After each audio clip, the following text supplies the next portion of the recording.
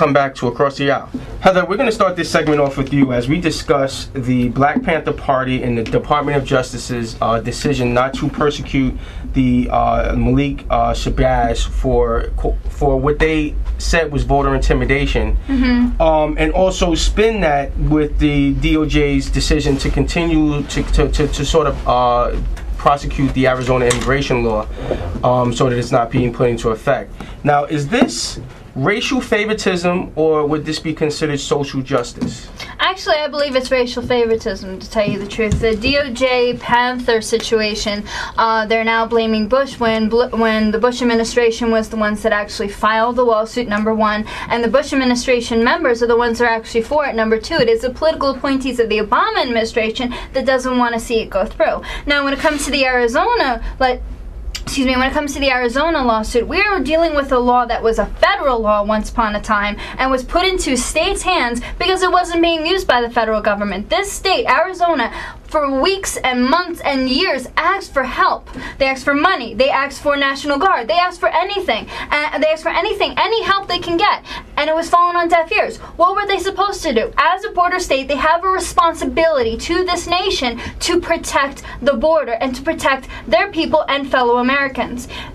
The government wasn't doing anything. Arizona actually made an action, and what did we do? We spit in their face. Protect them Eric Holder, who is one of the leaders of the lawsuit, actually stated that he created opinion about it before he read it, under oath at a legislative hearing. So we have somebody who actually created opinion before reading it, and is now planning a second lawsuit regarding racial profiling, when in fact the law actually states no racial profiling is allowed. I mean, we'll let Dave respond to this, but and I don't know if you agree. Yeah, what are they protecting them from again? I have no clue what you guys are being protected from. According to what I hear, is drug dealers and drug traffickers. Now, I'm sorry. The last time that I walked down the street and I saw a shootout, I ran away.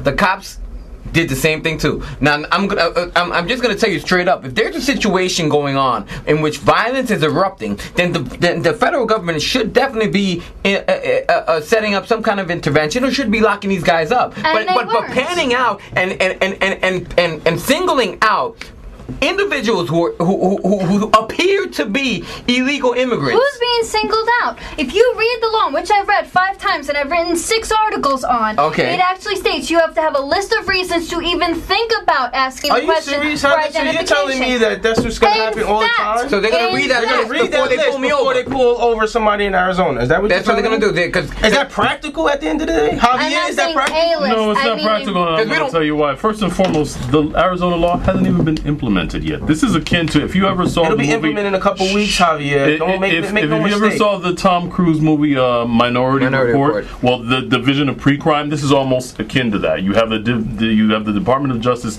filing action against a law that hasn't been implemented on the assumption that it's going to somehow produce racial profiling. So that on its face is absolutely absurd. Okay. The second part that you referred to was the drug dealing and the crime. Several years ago, you could have made the argument that the people flooding across the borders were people who were seeking a better life. Now, the character is different. Northern Mexico has really become a very dangerous, almost lawless place. There are fights, and the Mexican government, the central government, is locked in a death battle with narco traffickers who are flooding across the border and bringing that sort of element into the country. And that is what is, in fact, needs to be addressed. And the government's not doing its job. It is selectively enforcing immigration laws, and it's simply not living up to what its constitutional requirements are supposed to. Let me bring this back to, and I'll let you come back with this, Heather. It seems to me, based off of our prior segment, that this sort of conservative Republican group are now once again singling out a certain group of people to fit their agenda. I'm sorry, but recent Rasmussen poll said 54% of Americans actually approve of it, and 64% have been waiting for a reaction. Heather, at the end of the day, we just earlier in the show, you said something in regards to persecuting or looking for a particular entity within this country. You are doing it once again. But I want to get back to the I just want to get back. But I guess that's just the Republican way these days. Let me say something. And you can rebut. I'm sorry, but the Rasmussen poll is nonpartisan. 54% of Americans, they did not go into the RNC with 54%, Heather. I mean, at the end of the day, that is within the plus or minus. That's within the era. To say half. Let's see, that makes 53 or 55. All right. Let me just get back to the Black Panther portion of the segment, and then we can underscore the actual case on how difficult it would be to prosecute the Black Panther Party. Would be there were individuals from the Black Panther Party who were posted at voting sites to protect minorities from being intimidated, not to stop Caucasians from voting, but to protect minorities from voting. Now, I've never seen in a situation that is what happened. One of the arguments has been lack of evidence. I agree with that, but you want to waste state money? Let me finish, Heather. Okay. You want to waste federal money to prosecute on something that potentially may not. So you want to waste federal money on something that a case that you just said may be difficult to prosecute? Good. I mean, I never said it was difficult to prosecute. You just said it. No, I said that the Obama administration's when you look at this tape, you're going to see you said that. The Obama administration's political appointees were the ones that have turned this lawsuit down, number one. Number two, I said that there has been reports of lack of evidence. However, there are not only video, but victims' reports. What's a video of intimidation look like?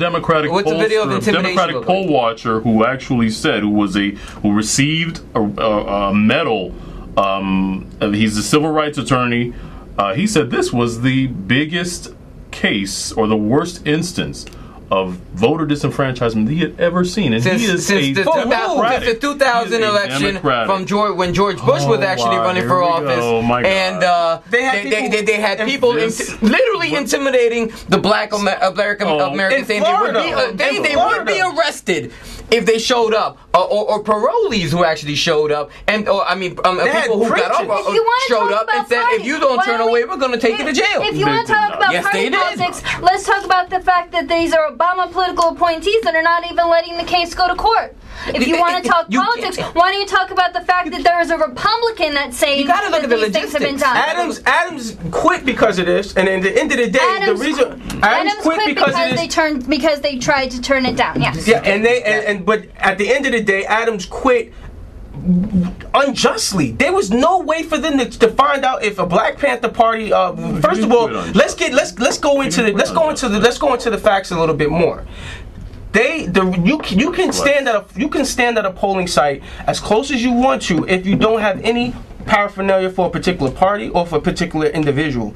What is being prosecuted here is the fact that one of the individuals was accused of having a billy club with them while they were posted at the site. That was one of a collection of people. That was one of a collection of people. That was the one person. That was it. It is very difficult to prosecute. I'm sorry, was he the only one in parliamentary uniform? Was he the only one yelling racial epithets? So you're going to stop people from wearing what they want to wear now? You're going to stop people from saying what they want to say now, Heather? Is that going to be another group that you guys?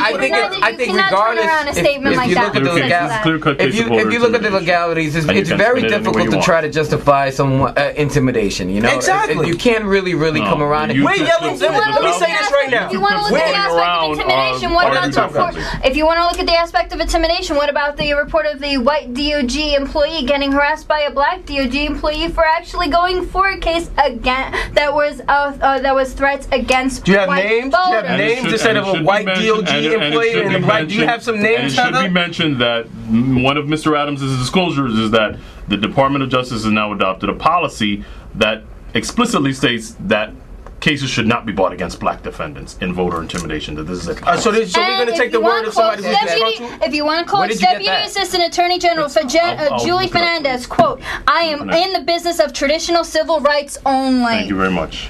You want a quote? There's a quote. I'll give you another one.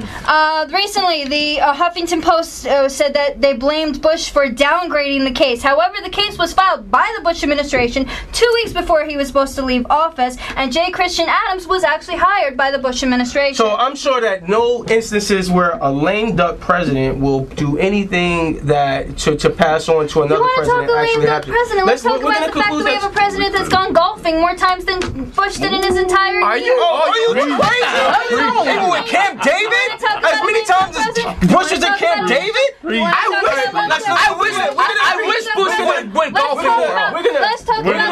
Shouldn't